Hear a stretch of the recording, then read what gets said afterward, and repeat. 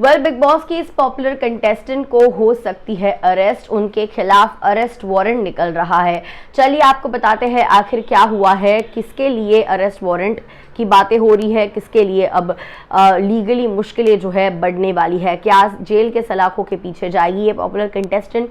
चलिए इस बारे में बात करते हैं। आप देख रहे हैं फीफा फूज। मैं हूं आपकी होस्ट एंड दोस्त वेदांगी कर्णिक। जी हाँ, बात करी हूं मैं popular big boss contestant Sapna Chaudhary के बारे में, जो उनके खिलाफ जो है एक अरेस्ट वारंट आ चुका है।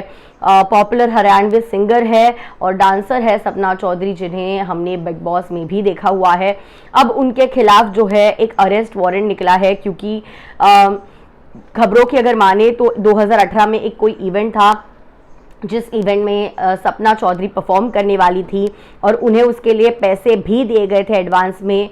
और ऑर्गेनाइजर्स ने जो है अब ये बात कोर्ट के सामने रखी है कि 2018 के उस इवेंट में सपना चौधरी जो है वो नहीं आई थी और उनके खिलाफ तब से केस शुरू है। एंड ये पहली बार नहीं हुआ है कि उनके खिलाफ cheating and breaching of trust जो होता है कॉन्ट्रैक्ट का, उन्होंने तोड़ा है। इसके पहले भी पिछले साल ही उनके खिलाफ ऐसा ही एक केस आया था, केस दर्ज हुआ था।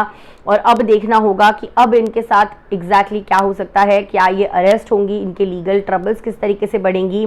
पिछले साल भी cheating and breach of contract उन्होंने किया हुआ था। सेलिब्रिटी मैनेजमेंट कंपनी ने इस बारे में कंप्लेंट रेज करी थी उनके और उनके भाई और माँ के खिलाफ। Criminal breach of trust, criminal conspiracy, cheating and miss appropriation of fund. और एफआईआर की अगर माने तो कंप्लेंट इस तरीके से की गई थी कि आर्टिस्ट मैनेजमेंट का अग्रीमेंट जो लिखा गया था उसे उन्होंने तोड़ा, जहाँ पे आप किसी और कंपनी ज्वाइन नहीं कर सकते, किसी और कंपनी के साथ काम नहीं कर सकते। लेकिन फिर भी उन्होंने किसी और के साथ काम किया। टर्म्स जो होते हैं कॉन्ट्रैक्ट के वो उन्होंने ब्रीच किए, जिसके चलते तभी उनके ऊपर एफआईआर भी हुई, वो केस भी चली और अब ये एक नई केस। क्या कुछ कहना चाहोगे इस पर? Let me know in the comments. I will see you soon.